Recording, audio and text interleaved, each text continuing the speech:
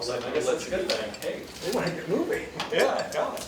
Well, thank you, folks. We appreciate everybody being here tonight and taking time out of your schedules. Appreciate Ken Kaufman being here to kind of lead us through this and have some good open conversation and some dialogue. My name is Davis Montgomery. I serve on the Board of Aldermen for the Town of Elon. And if y'all don't mind, just to kind of get to know each other, we'll go around the room and just kind of introduce who we are, where we are, that sort of thing. Anything you'd like to tell us real quick. So, Ken. So I'm Ken Kaufman. I was the lead consultant with 6 other consultants on the master plan. I'm Richard Howchiff. I'm a resident of Elon, Lebanon. Vicki Marshall from Philadelphia. I represent my mom, a resident. I'm Randy Orwig. I'm the pastor over at, one of the pastors over at Elon Community Church, United Church of Christ. I'm Sue Brown, and I'm a resident of Elon and a homeowner. And I live on the east side of town. I'm a reporter with the Times News, Anna. I'm John McDonald, the owner of the Elon Town Center. I'm Bill Crouch. I'm the dentist here in town. I'm Joel Brown. I'm just a landlord here in town. This is my wife, Beverly. Did you want to speak? No, I'm Beverly Brown. Joel's wife. Thank you, Beverly.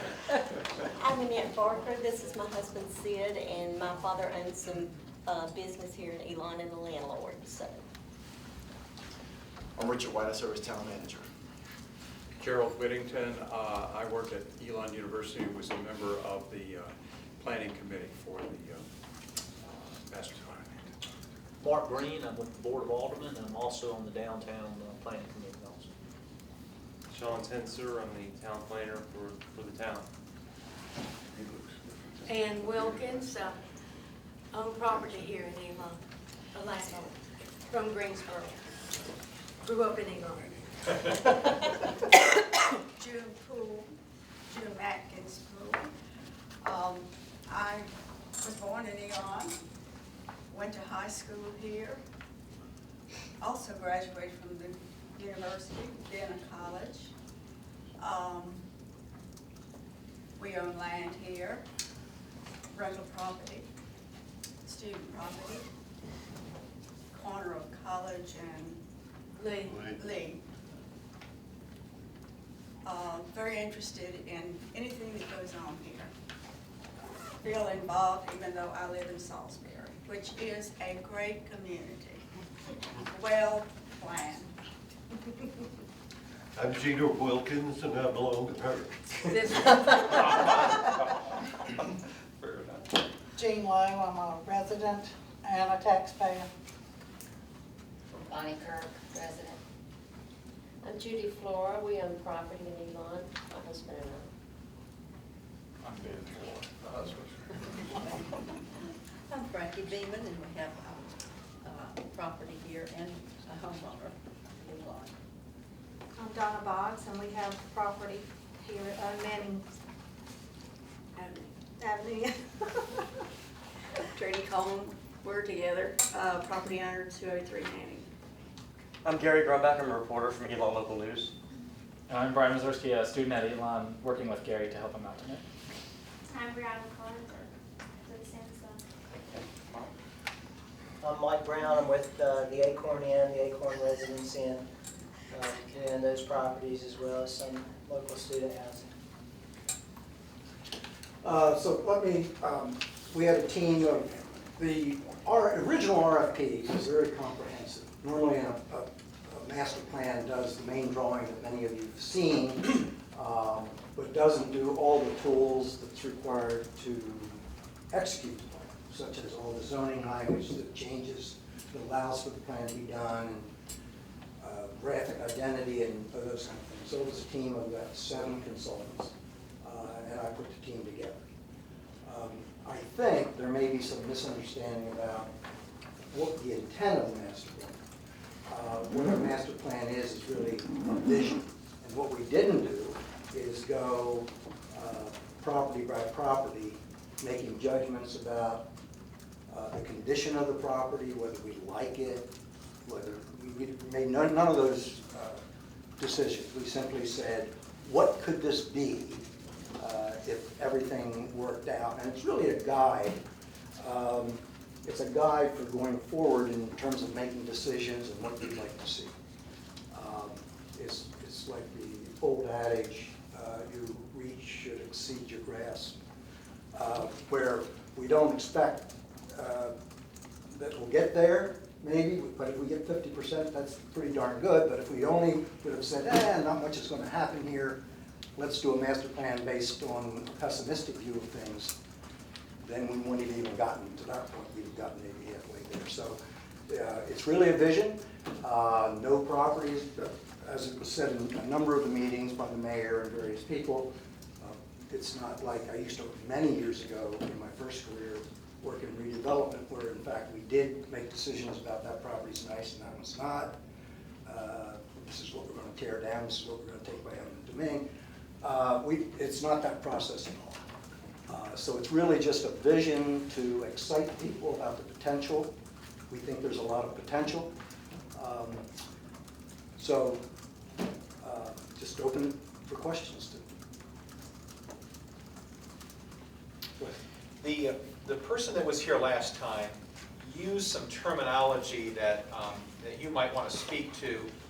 He talked about the approach that you took was a blank slate approach. In other words, you basically, with the exception of very few things, wiped out what was there and created what you want to be there. Is there another alternative, and that would be like an asset mapping type thing, where you look at the assets that you have already and build on them? Or is this the only way that it's done? Is it just a blank slate approach? That's what I think took me back more than anything else, was the idea that somehow, in order to create this, everything had to be kind of gone. And instead of saying, well, we have these assets already, now how can we build around them and build a downtown with that? Right.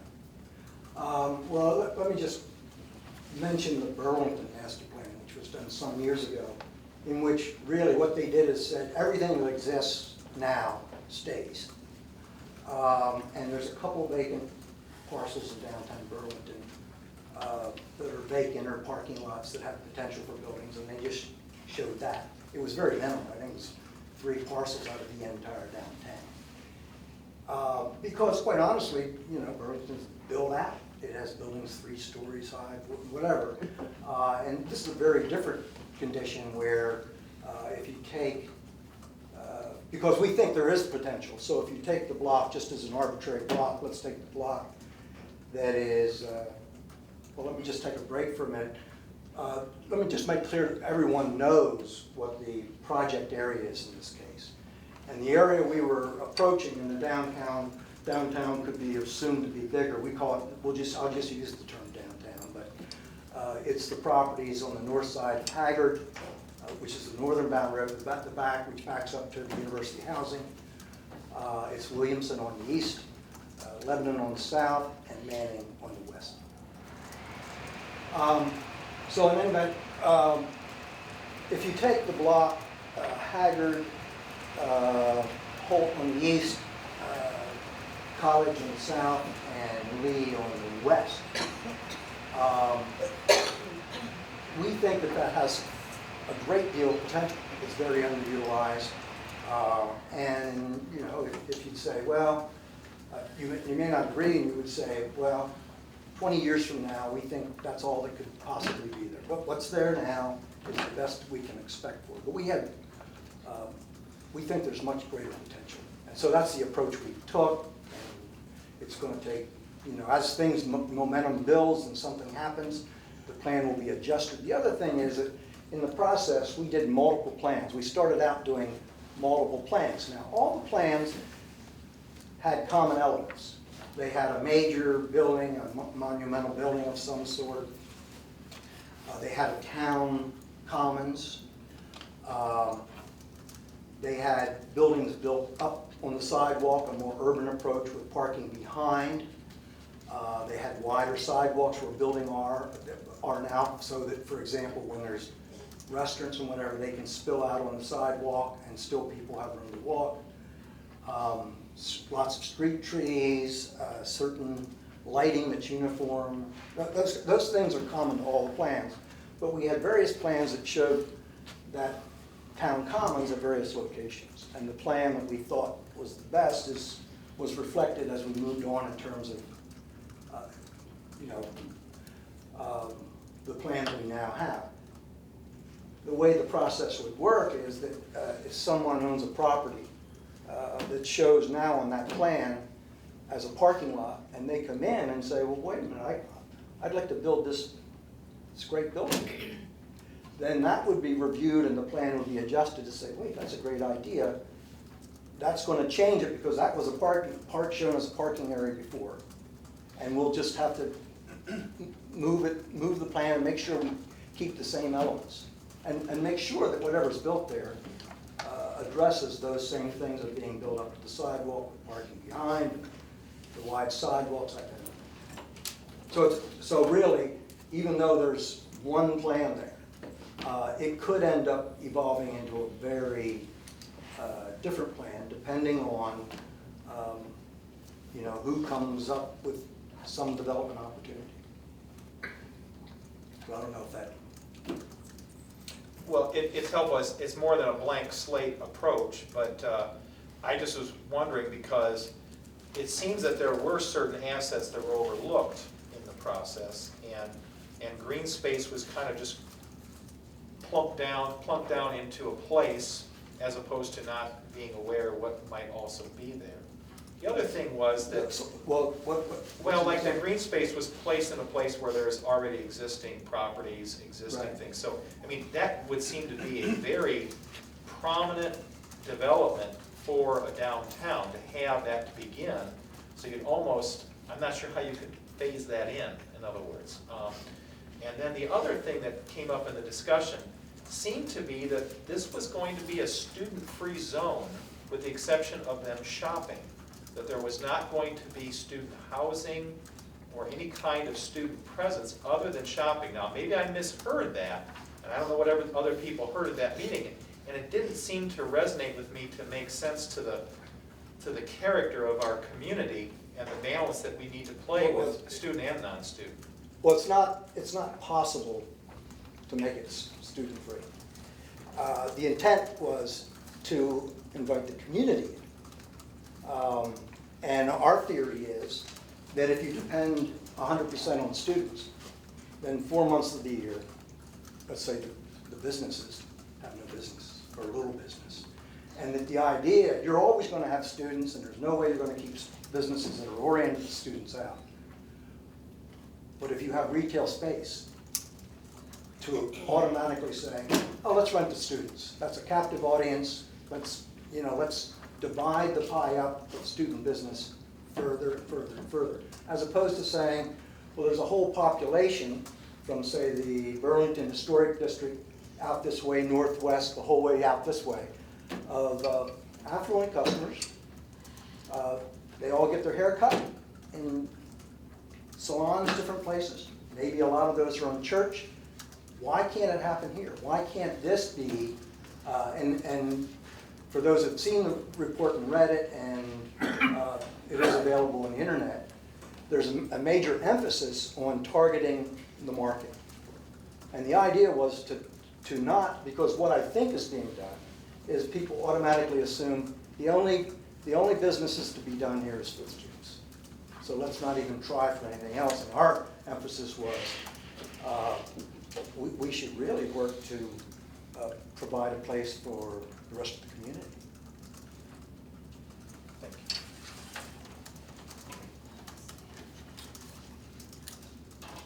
Anything else? The other thing I just want to mention, we started off in the very beginning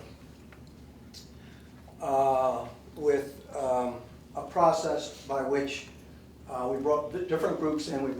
We had 2 different meetings for residences. We had a meeting with town officials. We had a meeting with business owners, and business owners who weren't property owners as well. So, and then we had a property owners meeting. And we asked everyone the same 9 questions. And each person had a stack of slips, and we'd ask the questions like, for example, the first question is, how do you describe a downtown? And you can put as many answers down, but each answer had to be on a separate slip. So then we quantify it. So this is question 1. and we wrote down everyone's comment. The answers had to be short. We just asked for very short answers. One word answers, Yeah, one word, maybe two. And so then, it's interesting because there is some slight differences between, say, let's just pick an example, property owners within the study area versus the merchants who are leasing space. Slight difference in the view of it. But that's where we took that information then and plugged that in. So if you look at what people answered on there, a gathering place, a sense of there's a there, which we did with the town plaza. So all those things were plugged into the formula. But the important thing is not to take it, okay, I have a property here, there's a house on there, and they show it being torn down in its parking lot. It wasn't based on any judgment of your house is ugly or your house is run down or anything like that. It was simply to create a vision that would inspire people to say, wow, this can happen. Mike, I know you want to say something. Yeah, because I think the implication is when there's certain property that's marked on the plan as existing, then there's an overtone of what you're saying it's not. So, God bless him, but if the new bookstore is there, why am I not there? If the existing buildings on the corner are there, why am I not there? Because it just doesn't fit within the framework. I mean, what made the exception? Well, when you read through these questions, you'll find out that everyone thinks those buildings are historic. Those concrete block buildings are historic. A lot of people who commented about you need to maintain these historic buildings, and the only fabric that you have now of any substance is that block. Right. I mean, the truth is that many of those, by modern retailing standards, in terms of width and depth and flexibility, because you can't change demising walls, you have separate buildings. That whole block is not functional by modern standards. There may be a tax break in there for you. You got a historic building. Really? Yeah, apparently. No, we didn't make that, we just didn't make that judgment. Right. Right. But you have something there now. Right. Well, I'm there now. Yeah, I know. Okay. I know. But Mike, you're taking it too personally. I mean, Well, there's nothing against you or the building or the fact your building's set back with a parking lot in front of it. Well, not to digress, but why wouldn't I take it personally? Well, I don't know either. It's just my name on that note over there that says I'm gonna pay it back. I'm sorry, I don't know how much feedback you have gotten. My father owns the washboard here in Elon. I've had customers coming in, when are y'all gonna shut down, because y'all were gonna be a parking lot? I mean, it's crazy, but that's what was in the paper, and that's what people think. And, y'all kind of hurt the businesses here, because now people think, you're not gonna be here in a year or two. So, I guess like Mike says, it's kind of offending. It's like, hey, this building's gone, but that's what was in the paper and that's what people are coming in and asking. Mm-hmm. So even the college students have asked, right, but, are they gonna tear y'all down? But in all the meetings, I think it was very clear that this is not going to be, buildings are going to be torn down. It was explained about much of what I explained was in previous meetings, that this is a master. Right, but. And anything that's done, people go off and create rumors about whatever. Well, people had just looked, they read, and I guess that's just the point they went to. And do we need to go find another place to go? I hope not. So it said in the paper that the washboard was going to be torn down? The picture. Literally, it was the church and their parking lot. Even the lady that rents from us, have I got to move? And I'm not saying that it was y'all's fault or that's the way it was stated, but just the picture made it look like that. And also the fact that you call it a master plan, that could be understood as this is the real deal, this is the master thing, or maybe just how people interpret that term.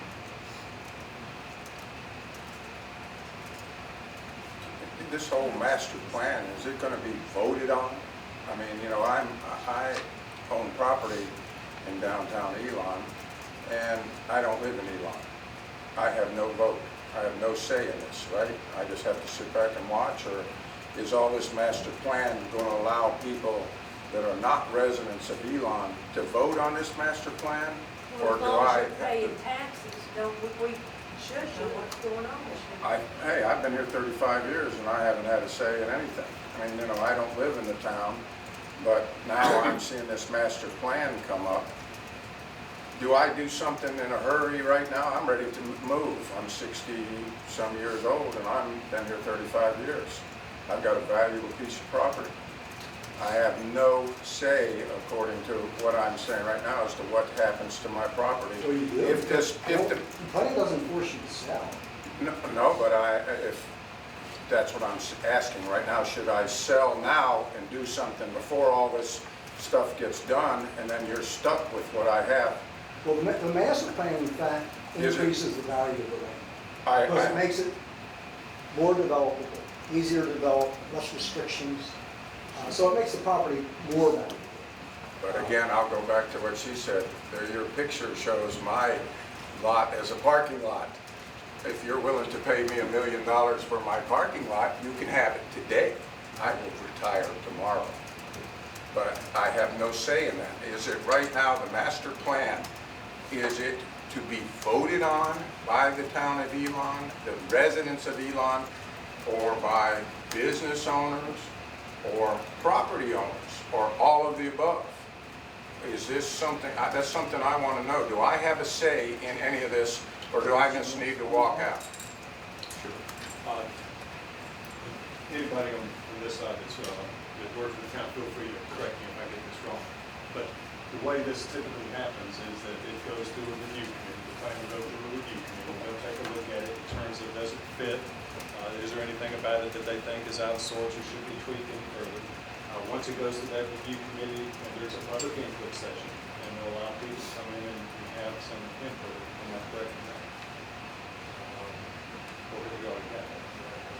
So we've already had the public input session. I've been here all along. I just want to know, do I have a vote? It will then go to the council, and the council will make the vote. The council will make the vote. So in other words, I have no vote. There is not a public, if you will, public vote. It's not a. See, but I had no vote of who's on the council. I have no vote at all. Well, I guess it's You see, I'm just trying to state my situation. I think there's other people here in my same situation that I have a valuable piece of property and I've got no say. So I wonder what I'm doing here right now. You see? And I understand it. Given what you said, you're right. Right. Some of us have a separate problem. We live in Greensboro. She lives in Salisbury. We have a building over here on College and Lee, and we don't take local newspapers, and I don't even know what you're talking about, this picture. We are Where absolutely. can we get one? We're not privy to any of this. But we pay taxes. Believe me, we pay taxes. It's on the website? It's on our website. I know that doesn't answer your questions. But we had no idea it was on your website. See, that's the point.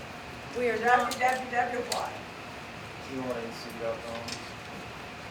Click on town departments, and right-hand side, you see the document on And there was no letters from the town. We were told, now we had called about this because we had found out that our property had been rezoned. We had no idea. And we were telling people that were interested in buying it one thing, and that it was not true. I mean, here we are, we look like we're trying to cheat somebody, but we were never told that our land Manning Avenue had been changed. had been rezoned. And legally, you're supposed to do that.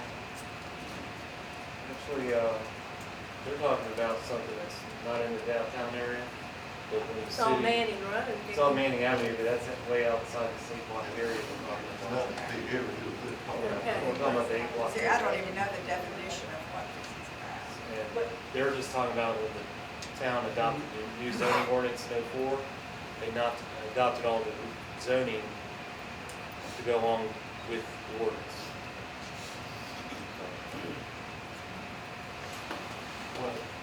Well, if we go to this website, we can see the picture. Pardon? Call me, I'll lead you there. Okay.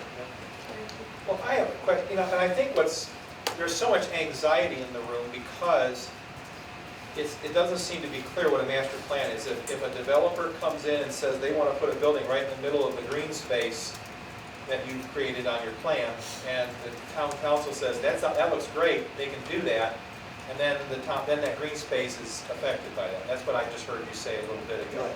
So the I mean, if it's master compelling plans. enough, if it's a compelling enough great idea, certainly they're not going to turn to that. Okay. But on the other side of it is that even though we're being told that there's no chance of an eminent domain, it's very hard for us to believe that that is not possible, that the council can't make a decision further down the road to take property. And I think we don't, until we get some kind of legal assurance of that, I think that's where you're going to get the high anxiety. I think that's really what I'm hearing time and time again from people, that it seems like you created a plan, you have the power to make that plan happen. And maybe that's a misunderstanding, and it seems to me, based on what we're hearing, that it is. So to allow Times News to put on the front page that this is the master plan, and this is what's going to happen, obviously it was very, not poorly, or it was poorly communicated. So we just need to make sure that we're hearing from you what that means. We're still going to be nervous because we know the power of eminent domain. We know that exists. I have a question. Hold on, let's let John speak to this issue. I was going to say the state statute in North Carolina does limit a local government's ability to take property for purely economic development purposes. So there are some limits in terms of what we can. We can't just take property to build a downtown, for example. So there is some protection there. So you can't take property from someone and turn it over to another developer. But that's what I want to know, and I'm sure other people want to know, is that, I'm right now, you were looking at, mine office as being a parking lot. The economic value of that to Elon might be great, but to me, it's not very great. My question is, should I start developing tomorrow? Should I present a plan for a 3-story building, a la my buddy here right now, and have it built before this master plan goes in? Or am I still going to be protected? I'm really worried that I don't have a say, that let's say I work 4 more years and this master plan's in, and you've decided that my place has to be green space or a parking lot. Well, all of a sudden you've taken my nest egg and depleted it. What do I do as a citizen today? Not tomorrow, not next week, or I'll be dead when this is all done, I'm sure. But I'm worried about this year, next year, and 5 years from now. I really don't care what happens in 10, 20 years from now, because 1, I don't have a vote, and 2, I probably won't be here. But I am worried about my near future. And I'm sure there are other people here in the same boat. And I don't hear anything. I have no vote. These people, who's ever on the town, control my life, control my retirement. What do I do? Do I move to Elon and get on the town council? You won't get on it. Back to, Won't get on it? I don't want to jump off to that, what you said about anxiety. When did the questions go out to the property owners, people that lived here? No, there was an invitation for these meetings. Property owners got Did the invitation go to the people's address? all the property owners within the area got letters that I sent out. And this was No, to that's even not including correct. Manning on this side. Actually, it is correct, because I gave him the list from GIS. I emailed it to him and said, Okay. here's the address list for all the property owners in the A-block area. And then he sent out an invite, and then I personally delivered one to Dr. Crouch and to George and a few others that had concerns that it might not reach them. I got it. So, Okay, well. I never got your name one. was on the list. Well, there was nothing to Mother and there was Because- nothing to me. Because it's based on what you have listed with the Alamance County Tax Department. There was I check Mother's box at least twice a week, and I check mine Well, every morning. You It were on never that came. list. And I have your address. I still don't have an answer to my question. And We I'm, just well, dropped I'm that. actually still not through, and I'm on with the anxiety that kind of beats up yours. But I didn't get anything until it was seen on the news, it was in the paper, and we're on this side of Manning. It includes us. We were never made aware of anything. We'd never answered a questionnaire, and we're one of the ones. We're on this side of Haggard. Anyway, we're on this side, Manning. So I mean, if I hadn't called to ask, So what would be would I still the be? name and the property? The exact address same on the one that I property. got when I called and asked questions. It's the exact same one that is on our tax, and it's the same one that I got about this meeting. So I just wonder if I hadn't called because I saw it on the news and somebody mentioned it was in the paper. I just want to check, make sure that I sent a letter out to the. Coleman and Boggs. Y'all have to make sure if they have a post office box, put it on send it to the post office box, or it'll go back. My tax doesn't go to the PO, to a PO box, so it comes to my address. So if I can get my tax bill from the town, I can get a notice about me. And what's the address of the property? 203 Manning. I mean, and I'm not trying to, I'm frustrated because I have friends that own companies in other towns that this has happened to, and you can say North Carolina statute all you want to, but when it came right down to it, they couldn't take their property from them, but they could offer them almost nothing to what it was worth, and didn't take into account the income that those people would have been making if they'd been able to keep their property. In the long run, they got an attorney, they got petitions, they got together, and it didn't happen. So they came out good, they'd spend money. But you're right, you can't take the property, but you can give virtually almost nothing. And I don't want to end up in that It's supposed to position. be fair market value, is what. Okay, but if you If won't it's take condemnation, into it's account my not right. income, you won't take into account the income that I would make on rental property. But so didn't you say they couldn't take the property? You can condemn What it. what are I they? said they can't take the property, but they Meaning can, they they can't can't just condemn come in and take it. He Right. said they give me market value, but what about my rental income every year that I make?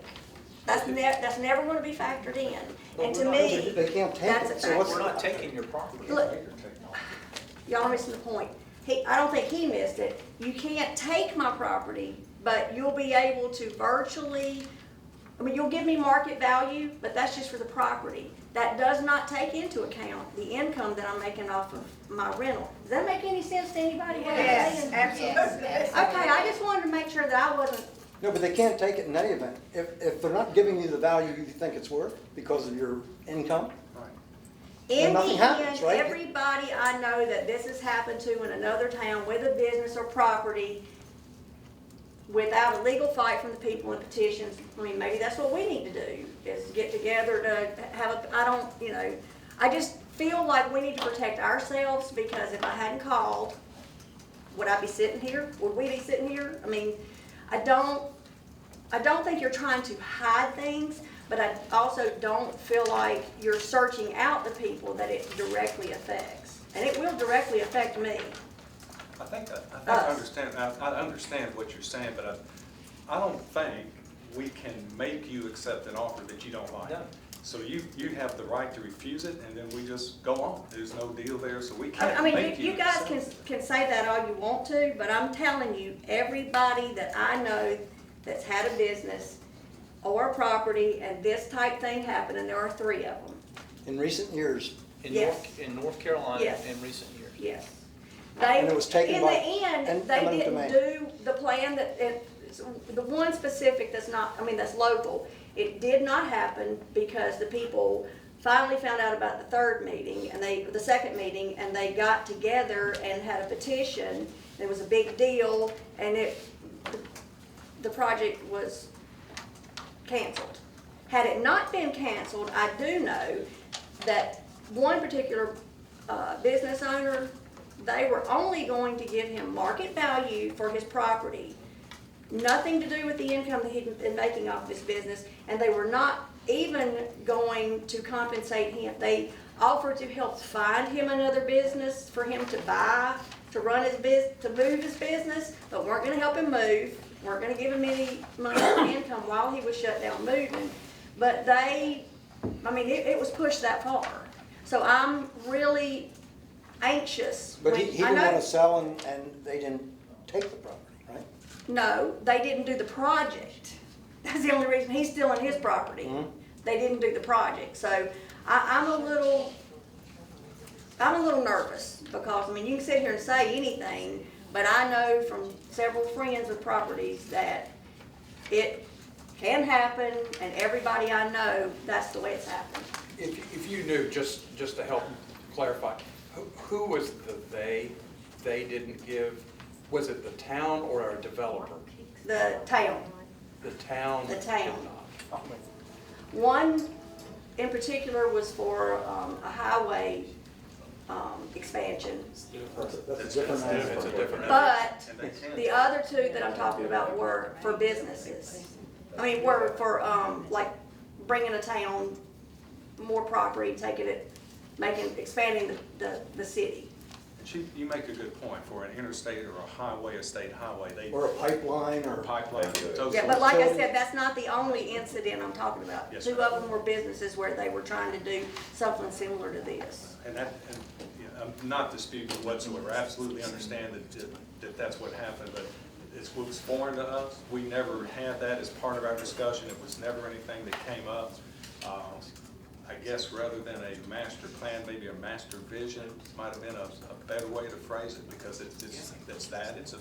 But it's not, we never had. Look, the name of it doesn't really bother me. I get the point now that they brought it up. That's a good point. But I want to know, with the questionnaire, this thing where property owners, people that were able to answer questions, I don't have a clue. There was a meeting where property owners, various groups, and one of them was property owners in the subject area. And not everyone attended, not everyone actually filled in the sheet that we handed around, but were invited in. Not everybody was invited in, that's what I'm trying to tell you. I have your property information down here, and I'll check whether I sent it.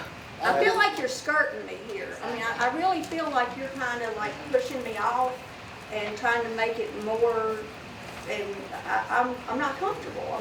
Is it just me? No, This is just me? no, I feel the same. Oh, okay, I thought you said yes. Because if it was just me, I'll shut up. But I had a death in the family at that time, and I had missed it. I didn't know how serious it could have been, but I think everybody is concerned about how it could affect their future, their property value, for better or worse, depending on how these plans. Yeah, that's what I want to know. I still don't have the answer to my question. Should I try to develop right now, or should I wait till this master plan comes in? Is this going to limit what I can do? I own I know your property. I think it's very valuable, and I would like to put a very big building on it. I've seen it done here. This master plan makes it more valuable than it is to have. That's what I want to know. So nobody can Makes tell. everyone's property more valuable. So no one can tell me, this town council or whatever, that I have no say, can't tell me that my property is going to be a parking lot or a tree farm, and that it's going to be worth $150,000 when I could put, what I understand now, is up to a 5-story building? Four. My future is at stake right now. I'm at the point that I need to do something soon, and I don't want to be limited, and I have no say. I have no hope of moving to Elon. To just have any. I'm sorry, I didn't interrupt. Go ahead, no, I was just gonna say, just to clear up, there has been no rezoning of this area yet. that's why I'm saying, should I get in now before the rezoning? Actually, the Well, the rezoning rezoning's gonna make it work more valuable. gives you more square footage and gives you a bigger property. Yes. That's all I need to know. I'm done. I'm out of here. Can I? All right, the process is, right now, the whole area is in a town center. Has anyone looked at what the permitted uses are in that zone? A little bit, not. Because you could do commercial, you could do offices. The only difference between what the downtown plan says and what's there now is that you can build an extra story. You can build a 30,000 square foot building instead of 15,000. If you want to go over 30, then it's a special use permit from the Board of Aldermen. The plan will allow mixed use buildings, retail on the bottom, office. Which isn't allowed now, right? Which is not allowed now, or apartments up above. Right now, you cannot build apartments in downtown. This plan will let you build apartments if you get a special use permit from the board. We took out cemeteries out of the downtown, which was a permitted use, and we took out gas stations, and we took out single-family houses because right now the ordinance says if your house burns down, you can rebuild it back, Trudy, build the house back. But we don't want any more new single-family houses in that E block area because we'll never get the retail development that we're kind of looking for if that keeps. And to go back to another sore point, what is the parking restrictions on a 30,000 square foot building? Well, it's the same as it is today. It's one space per every 500 square foot. So the developer would have to show how they're going to provide parking. So that limits it to almost nothing. So, I mean, it would have to be some creative thinking on how to get there. Right. But you count off-street parking within a certain limit as towards that? You can, or you could do off-site parking within a quarter mile. The ordinance allows that too. But I guess I'm going to explain the process. So the downtown plan gets voted on by the aldermen. The next step would be to do text amendments to the land development ordinance to create the new TC1 zoning district for that 8-block area. And then the next step would be to rezone that whole 8-block area to TC1. And I just explained to you what the differences are. They're pretty much exactly the same except for a few minor things. Now the new TC1 makes your property more valuable because guess what? You can build a bigger building and you can build it a little higher. And you can do a few more uses. But you have to have parking, that's something. But you have to have parking now. But that's something I know is a whole different bailiwick, I understand around. So it's parking now, or parking, it's the same parking requirement as it is today. And the vision took all that into account. Part of what Ken's group did was to say, if we were to put a building at this corner, here's how we would meet the parking requirements for that building. So all that is, in terms of a, excuse me, I'll be finished in just a moment. In terms of a comprehensive plan, it took a look at pedestrians, it took a look at bicycling, it took a look at building heights and building frontages, it took a look at parking. So it covered most everything that we could think of. So that is, if you look at that plan today, that parking there is geared towards the number of buildings and the size of them. And is there more detail? You said there was a website? Yeah, on our website, if you go to www, I know it's a little buried, please forgive me, because our website, we're trying to work with it. It's www.elonnc.com. You click on town departments on the left-hand side, you'll see planning and zoning. You click on that, and on the right-hand side, there's a DOC with a piece of paper and a download arrow. Click on that, and you'll see it. You'll see it right there, 1, 2, 3, 4, 5. And I think I had to break it down in different sections because it was a very large PDF. And I titled each one what each section was, and it even includes the retail signage part and setbacks and well, the ordinance is on there too. Sidewalks and all that too? All that. Okay. It's on there. Okay, I was not aware of that. This lady. My question goes on, would you speak to, as we're talking about with this, the amount of parking that is going to be necessary for 4- and 5-story buildings right in this little compact area? Well, the thing is, when a developer comes and the developer assembles land, they're gonna have to think about how they're gonna provide the parking, whether it be. Before they Before it gets decide to approved. put 5 stories. Yeah, I mean, we're not gonna think of it after Yeah, the fact, right. because when a plan gets turned into the town, we review it for all the zoning ordinances, we review it for water and sewer connections, water and sewer, the whole shebang, parking, sidewalks, streetlights. You have to show everything on there before the town will approve the plan, and before I'll even sign off on a building permit on it. The fire chief has But to it get sounds involved. like these 4 and 5 story buildings are being encouraged, No, it's allowing, now it's 3 stories, and this which is this great. change allows 4 stories. And we wouldn't expect that every building that's being shown on the plan would be 4 stories. Can you just speak briefly of why 4 stories? Why was there the expansion of that? Is it because it's more attractive to a developer? Is that why? Right. And it also allows the economics to work if you're having mixed-use buildings. So there would be retail like on the first floor? And 3 stories of office, or 3 stories of residential, or whatever. And so people are gonna be, you're hoping in the end that people are gonna bring their businesses and stuff down here? Or is it just gonna be mostly, looking mostly at retail? And was there any kind of overall theme to your thinking, or was it just what could fit in this 8 block? No, I mean, the amount of retail space at first level is aggressive, but not overly crazy. And you have to think about it in terms of, I mean, I just sort of said this in part of my report. There could be 4 hair salons, for example, that serve all of the customers who now might go to church or wherever people in the northwest part of Burlington get their hair done.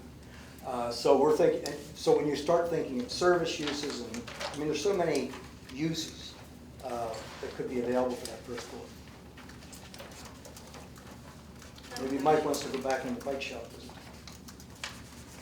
Yes, thank you. Are you gonna have underground parking? No, right now the plan is showing just surface. But I mean, who knows? I mean, maybe the land is so valuable All these stories. that the economics would work for structured parking. You just can't tell. Well, by having this retail, would you expect to be able to compete with Alamance Crossing or other retail, like the old Holly Hill Mall, No. some of the retail in our area? The chances- Already has, you know. Well, they have all national chains for those part. You're not going to get national chains in the town. Part of what Mr. Kaufman's group brought to us is just that kind of insight, having done projects in other similar sized towns, and really, the group had done projects all over the world. They could tell us that for a building of this size and this type and this size for this town would probably do better, because this is what developers are looking for. They have that experience and brought that to the table. I mean, the challenge is it's going to be,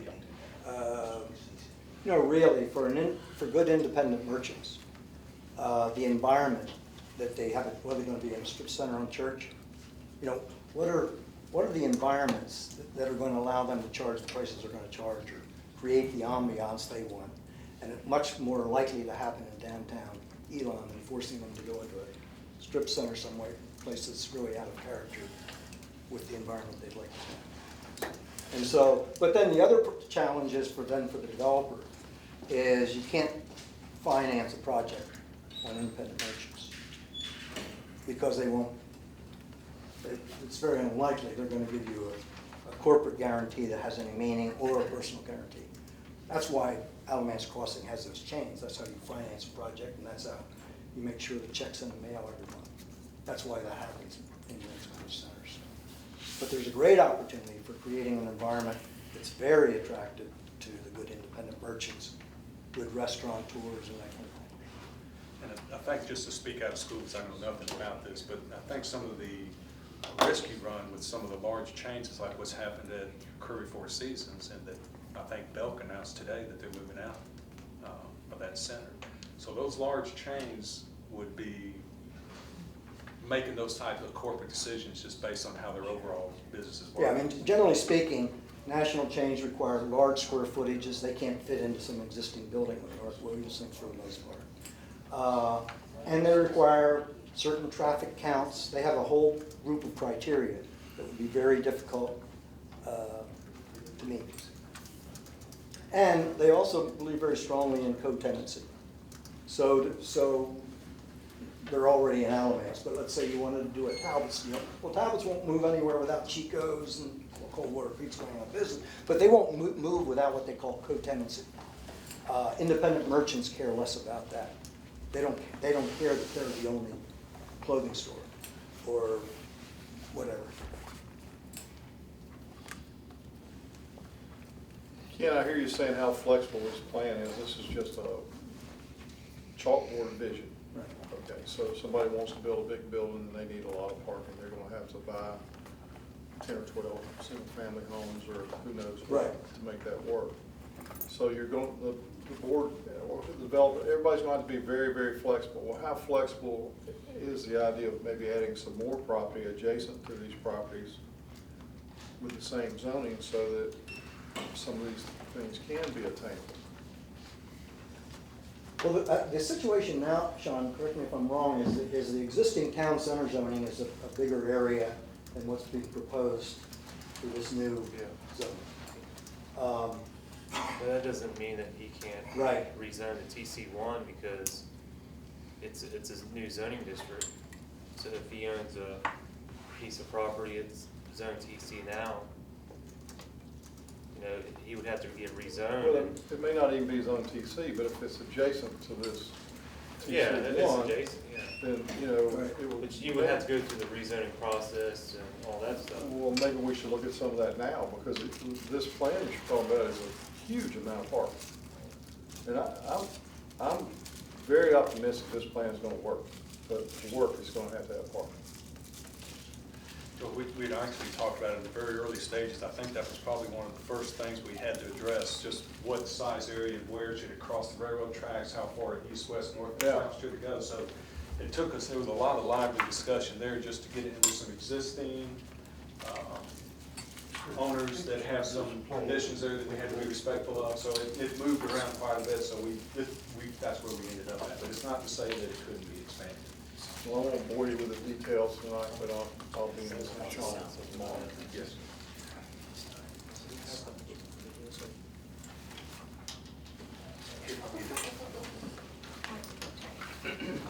Would there be parking decks? I mean, Is that- We have talked about parking decks already, and the barrier we run into there is that they're, I can't remember the cost per space, $18,000 or something. That's what I said. They're pretty high. So we haven't found that to be feasible so far. But yes, ma'am, we have. And especially in an environment, where people aren't accustomed to paying and that kind of thing. It's just difficult to. And who would manage it, and do you have an outside, some cities have an outside entity that manages all the parking for the downtown as a separate business, right? And who's gonna own it, who's gonna manage it, and all that stuff. Are there gonna be parking meters? Do you pay? Well, if we were asked, we'd say yes. I mean, my experience is that if they're not parking meters, guess who parks? Employees and owners. And we And talked you want about to that. enforce turnover. To get some, no, you're exactly right. We talked about getting a turnover there, so you didn't have somebody that might be parked in front of your business and park there all day. Back in space. So we've talked about that as a parallel parking versus diagonal parking versus. What this plan does, and again, it was uniform on all the various schemes that we were working on, is allows parallel parking on every street on both sides. It creates a very urban feel to it, including Haggard. We're really trying to change the character of Haggard from Manning to Williamson to the same character as North Williamson. A very pedestrian, slower moving urban feel. So there's a lot of on-street parking. One of the things we wanted with this plan was kind of a template for developers as far as aesthetics and signage and that type of thing. So that was another thing that Ken and his group looked at pretty not that some of that can't change, but to try to make that downtown area. One of the things that, when we did these charrettes, folks coming together, one of the things that was mentioned is, where is downtown Elon? I mean, what is downtown? So one of the goals here was to define an area, which we, that's kind of what we were looking at, and to come up with some signage, just aesthetics as to how it would be set up. Obviously, like we've talked about with any of this, that's a vision, and any of that can be changed clearly. But that was one of the things kind of as a template for a developer coming in. We saw that as something that we could do very early. Start doing benches, planters, sidewalks, curb cuts, street lights, to begin to kind of give a feel, aesthetic feel and character to that area, so that people begin to recognize, well, I'm in a different area here. This, Is that branding on the website, Sean? Yeah, it's on there. Yeah. in fact, that little E emblem with Elon in it was part of what we were talking about as being part of that signage down there. That color and everything about it was something that was very deliberate and kind of put together. So early on, we said we can begin with just some very simple things, such as helping the folks to recognize that they're in a little different area by changing some of that. Yes. This is, as I commented earlier, this is the first time we've seen the plan because we don't live in Burlington. But I look at the plan and West College Avenue is where we happen to own a 5-unit, 3 bedrooms per unit apartment. That's about, what, 10 years old? No, it's 7 to 10. 7 to 10 years old. Now this says that the plan is that it should be office and retail for that area. Now, how do you go about doing that? What do you do with our apartment? Well, here's the thing, I think everyone's getting this, hopefully this will straighten everything out. The town's not gonna be a developer, okay? What happened is the developer assembles the land, and that's between the developer and the property owner. We're not getting involved in that. And once he assembles the land, then he comes to me with his, or the town, on what he wants to do. Well, I'm beginning to think that you might just go in there and rezone it. But and apartments are no longer allowed in it, Can you do that? That's the kinds of stuff we need to know. Well, I mean, Can it take away the identity of a property now? a developer can now buy property and build an office building in downtown Elon. As long as he rezone meets- his property while he's still owning and operating on that. Yes, you can. No, sir, what I thought I was saying, and Sean can correct me, is that piece of property is grandfathered in. So as long as it's an existing property, it can exist in its current form, and I think what Sean said earlier, even if it burned down, it could be rebuilt back But that as an was, apartment. but that's what I can't understand. We had and still own a piece of property that was light industrial. It was, and it's not in this thing, but you did rezone it without our knowledge. Because that was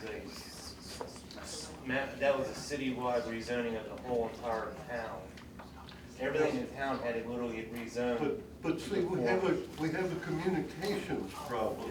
That's You gonna get happen. that rezoning and people who live outside of town That's don't gonna know happen what's in any happening. city in town when they adopt a new I've ordinance. always been, when I've owned homes. You always have people that been live out of told town. that the zoning don't was know.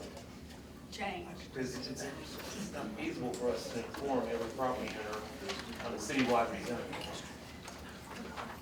I think this gentleman back in the back had a question. Have you already predetermined all the rezoning with this plan? In other words, have the zoning already been identified with this plan that we're gonna zone this area of business, this zone retail, this? No, it's not like, it's all So each zoned. property has to come before the city council to be No. rezoned? It's all gonna be zoned TC1. It's gonna allow permitted uses by right, offices, restaurants, retail. The list like it is today, it's the same thing as today. I've already explained what the minor differences is between what is zoned today than what the new zoning will be. Well, if you live on the Haggard down from Skids, if you have property along there, that's zoned O&I currently, is that correct? Yeah, point out on that. Well, it's right there between between Holt and, whatever the next street, they agree in. No, this whole 8-block area we're talking about is all zoned town center. So There is no O&I. anything retail can be built there, is that correct? Yeah, today and with the new plan. Today you could do that, Yes. you could do that anytime. In that 8-block area that we're talking All right, about. it's already been, all right. Yeah, it's already zoned that way. Yeah, just trying to help move things along here, but, I mean, it's zoned like that today, like if, if someone wanted to build on a piece of land retail, there's certain limiting factors today, like 15,000 square feet, 3 stories. Now, if you want to go 4 stories, that's a special use permit from the Board of Aldermen. Right now, any building over 30,000 square feet comes to the board just for informational purposes, just so they know. But downtown actually has a restriction on 15,000 square feet right now. This plan would allow you to build up to 30,000 square feet, and if you want to go over that, then you have to get a special use permit from the Board of Aldermen to go over 30,000. And then you can go up to 4 stories, and if you want to go up to 5, then that's a special use permit from the Board of Aldermen.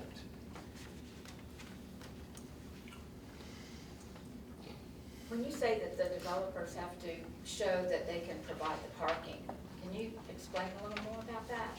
Well, me About and the John had parking? experience with that when he built the Barnes Noble building downtown. He had to show how much parking, he had to show the parking formula on the plan and how he was going to provide the parking. Now, he built a satellite parking right down the street because the ordinance said that he could do that to support the parking lot for that building. But what happens, that means anybody can park there, whether or not they're going No. to that. He can, right now, he tows people out of that parking zone, and that's up to him. That's his parking lot. If they're parked there for any other reason other than what he wants, he can have them towed away, because that's private property. And then what happens to the town parking? Well, town parking is still there, people can still park there, for whatever reason, as long as you abide by the parking rules. An hour parking, 2-hour parking, or whatnot. So if you happen to go to Barnes Noble and you park right in front of the building, great. You can park there for an hour, do what you gotta do, and then move on. But he's provided parking for that building, the employees, and stuff like that. So he has authority over that parking? Yes, he does. I mean, under the present situation, there's only parallel parking basically in that 100 block of North Williamson. The proposed plan shows parallel parking everywhere. Lee, Holt, College, Manning, Haggard. It's all, I mean, the number of parallel parking spaces will increase appreciably. What's the ratio per square foot on the building? One per 500 square feet for commercial, and it's different for residential, and it's different for industrial. Is that what the case will be in the future? 1 for 500? That's for commercial, yeah. Yeah, doesn't change. Do you think the university's going to provide parking for their commuter students anymore? Well, Parking on campus or somewhere for Well, they have their built computer? three parking lots the past year. They built some over here on the South Campus. Right. They built one on East Haggard. Yeah, we have the same requirements, ever how many square feet of space we have to provide that number of parking And they spaces. have a master parking legend, and they show how many spaces are required and how many overflow spaces that they have. But they could still, commuter students could still come and park in anywhere they want to. No, because like, ask John, commuter students are parking in his parking lot, and he's towing them out. Joel Brown tows them out of his parking lot. So that's between the person who owns the parking lot and how he enforces it. But wasn't there some parking that was part of the green space area Yeah, and that's parking that's actually That's owned by whoever built that Owned by the building. business owner. Now, if they want to do a shared parking agreement and it makes sense, then the ordinance says you can share, like the church shares parking with the farmer's market because they don't have church on Thursday afternoon. So therefore, people can come to farmer's market, park there and shop. Well, the farmer's market is our program, so that's. Well, in your program, but if, you know, if John wanted to say, hey, I need some more parking, do you think I can lease some parking from you during the daytime hours? Then the pastor here can say, sure. That's up to them. But there's always gonna be a minimum amount of parking that's required for each development. Are all these parking places on this website that you're showing, you know, parallel parking on both sides of Holt Avenue? Do they show the amount of spaces? Because, you know, that would I don't play. know if there's a count on the drawing that's, No, it just didn't go on that I shot. don't think it's on the drawing. But I, Because there's a lot of variables in that, because as each developer develops, he's gonna have to show how the road's gonna get wide and how many spaces, because a parallel spot is normally 9 feet wide and 20 feet long, so you can have room to maneuver. You know, there's right, but guidelines. actually, that's what I wonder, how Holt Avenue is gonna support, parallel parking on both And it would have to sides. be wide enough in order to have two-way traffic. And if at the sidewalk, something's gotta give somewhere or another, there goes my square footage and all that, I need to know that, but that's not on the website yet. No, it's not, but that's up to the developer, that once he buys your property, then he would, if he wants to do that, he can show how he. So to clarify, the town of Elon will not be widening the streets, the developers will be widening Yes. the streets. Oh, okay, I see, so in the plan for a new building, that all of, in my particular instance, all of Holt Street would have to be widened by the developer. Yes. You see all that lots of times in private developments. Okay, All of a sudden, someone builds a shopping center, and they have traffic lights they gotta build, and, you know, widen the street, even though that widening the street is helping businesses that are already down there that probably should have paid long ago. It's just, we talked about the access for University Drive, when there wasn't any interstate access there before. And they had to create that because of the shopping center. More than likely, CBL paid for that interstate on and off ramps there. That was paid for by the developer. Yeah, I just wonder how that feasibly gonna happen with the extra 9 feet, 20 feet. I mean, the cost would be, it would be prohibitive, you couldn't do it, I don't think. I mean, to try to just widen Holt Avenue for, make parallel parking, to provide parking for a building, and moving everything, buying up the property, additional property, the easements and all that, I mean, it would be. I don't think the parallel parking is increasing the right-of-way requirement.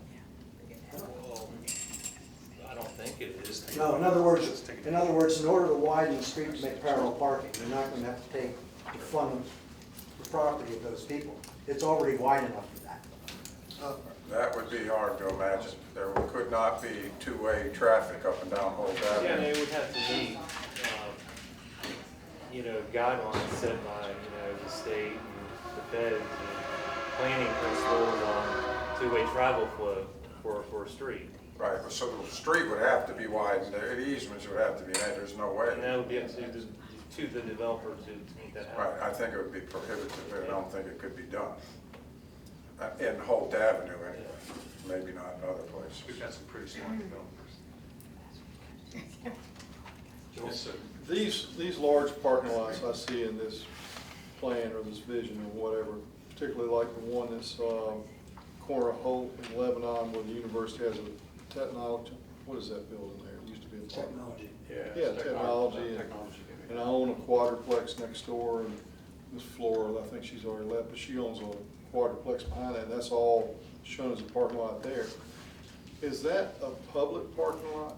That's kind of the way I looked at that plan, thinking, well, this would be a lot where people could drive into town. And this man tells me he wants to make it a destination place for people to come. So when those people come, they need to be able to park in a parking lot and walk around the whole town. They don't need to go from one little developer's individual parking lot to the other, you know. Move every hour. So I'm just trying to think, when you go to other cities where they've had redevelopment thing, they have large public parking lots. So I just wonder, is that what that parking lot is I think it's envisioned to be, or what is that? Still private. It's still private. And- Still private, and okay. The thing is, the downtown plan encourages, the parking go, where you park here and then you walk everywhere. Yeah. And hopefully that you would get some developers who would agree to share those spaces with each other. Cross easement agreements. Cross easement, exactly, or an encumbrance agreement for parking. So, if me and you were developers, we could build 2 buildings and we could share our parking among each other. Yeah, I hear you. But, At 18,000 parking place and But- building a new street and all that, I'm Yeah. not sharing with anybody. I mean, you Well, got, you know, that tow thing you're talking about, I've probably towed maybe 12 cars all year. I thought you were towing like 50. No. I hate doing that. You know, I hate you getting get those. broken beer bottles Yeah, and yeah. little surprises on your stoop and things I like try to that. only tow somebody that I see that's there all the time. So, you know. I just started towing this spring because I've got a new tenant, a reinsurance firm is leased. So eight new employees will be downtown Elon full-time. Starting June 1st, and I had to start towing because it was taken over. And, Well, John, you should have built more parking or a smaller building. Now, I mean, really. being up there, I sat there and laughed at the tow trucks coming into the church parking lot, and the horns going off, and the alarms going off. And as soon as they see them towing over there, they come right over here to me. I put notes on cars to try to be nice, and most of it's college students, no disrespect. Earl, go ahead. But they come over there, you put a note on the car. I've had nasty, nasty notes sent back to me. Very blunt language, you will not tow me. Well, that just tells me I'm gonna tow you. I mean, you know, but they're leaving the church and us and going up there to you on the corner. You know, it's like, y'all were talking parking, well, it's great, but then what happens during home football games? When there's a whole lot more like Appalachian, when they play Appalachian, But I might that's as well a- just that's a close the private business lot, down. And that's up to the businesses to tow. Uh-huh. The town's not gonna get involved in that. Right, but it hurts us in a way, Yeah, because that's they right. act like, Yes, it you Feeds into know, hospitality. you're not gonna let us park here. Well, I can't shut my business down. But then if you want them to park there, they can. I mean, it's up to you. Shut yours down and start yours. I mean, you know, I can, and I have literally thought about it, but then I rent to a beauty shop. You don't shut a beauty shop down on No. a Saturday, you know. But, I mean, is that into consideration with the parking that y'all are talking about? Well, I mean, that's with, any development in any city, that when they build a development, they're gonna have to provide parking. And you're always gonna have the battle of people that aren't shopping there, parking there. Right. You know, that's gonna happen all the time. And, you know, we live in a college town and, you know, unfortunately, college students, a lot of people see them parking in areas that they're not supposed to be parking. Well, you know, we have to enforce our parking on town streets. Right. Therefore, it's up to Joel and you and whoever else has parking to enforce it on their property. Yeah, I Make think sure that's your I business think that's is. an issue you have anywhere. I mean, I don't see that unique to this plan or any other. I mean, I think that's an issue that can come up anywhere. And then like Sean says, particularly in a college town, I understand. It's just, I hate to make the college students mad, but they get mad at me when I tow. From our, And, Do they get mad at, Gerald, do they get mad at the university when y'all tow? Because it's pretty rough. Yes, they do. Yeah. Yeah. Yes, they do. we get a report from our police department each month about what some of the recent violations are and how many. And I can tell you the parking tickets issued has gone up dramatically. Because I think, Mr. White, we've got two Yes, we have two, full-time yes. folks. They're doing a good job. yeah, they Yes, really sir. are. They are. And you look at, and of course, we as a board need to balance that and say, okay, if we're getting this many, it's one, because we have folks that are concentrating on that full time. Should we now look at the amount of the fine and see, should we increase the fine and make it a little more onerous, or should we leave about where it is it kind of coming in where we want it to be? So it's something that we look at almost every month. You know, when you consider cost of towing versus the cost of your fine, Yes. I mean, heck, I'm paying the fine. Your fine's like, Yes. to most of these kids around here, most of us is nothing but what's it now for a tow, $135? A lot more than that. What's a fine now, 10? I mean, what, a parking fine? Look, I worked at UNCG and they threw the boot on your car. I know, that's what I'm saying, raise the I mean, they don't fee. mess around. In fact, all the private property owners around UNCG that own restaurants, if you even park in their parking lot and you go 5 feet that way, there's an automatic boot on your car. And it'll cost you hundreds of dollars to get that boot off.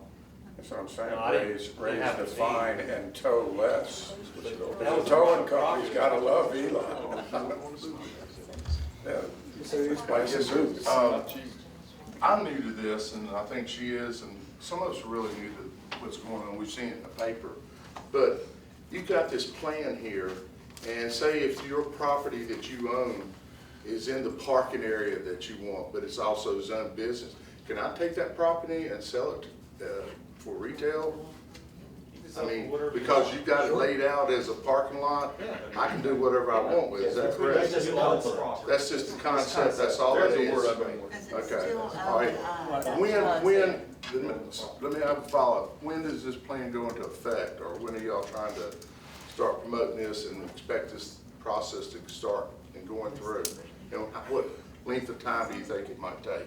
We haven't yet decided what agenda that we'll put it on, or when we wanted to get through all of this and have plenty of time for input, right? So we have not set a date certain that we will bring it before the board. A related question, you may have just answered it, but if you did, it was sort of a tangential answer. Has the town adopted this master plan? No, we have not officially adopted the master vision. And what is your timeline? Do you have a timeline for it? No, sir, we really don't. Not an official timeline. I think if you were to ask each of us individually, we're all probably thinking we'd like to get started sooner than later, but I think with all this, we need to kind of digest this and put it all in its right place and move forward carefully. But no, sir, we do not have a timeline set for it. Does Elon know anything? I mean, are they working with y'all on this? Elon University? Yes. Mr. Whittington. I was on the committee that helped develop these concepts. What about the property y'all own? Are y'all gonna turn it over to retail places? You know, It depends on what, just like everyone else here, just depends on what is offered to us for that property and what the use they want to provide for it. I mean, we've got buildings and whole departments that are going to get gone, right. you know, by this concept. So we're in the same exact situation. You know, if somebody makes us an offer that makes sense to us and it's a market value that's appropriate, you know, we'll be supportive. Will you lease any of the property? Pardon me? Lease, long term? I guess we could. You know, I haven't really thought about how it might happen. But I guess we could. Any other questions? Thank you for coming. Y'all might want to legalize golf carts like Winston said. Well, I think if they can do 35, that's license, they can do it. There's some flyers here that were handed out. If you didn't get one, there's a set of them.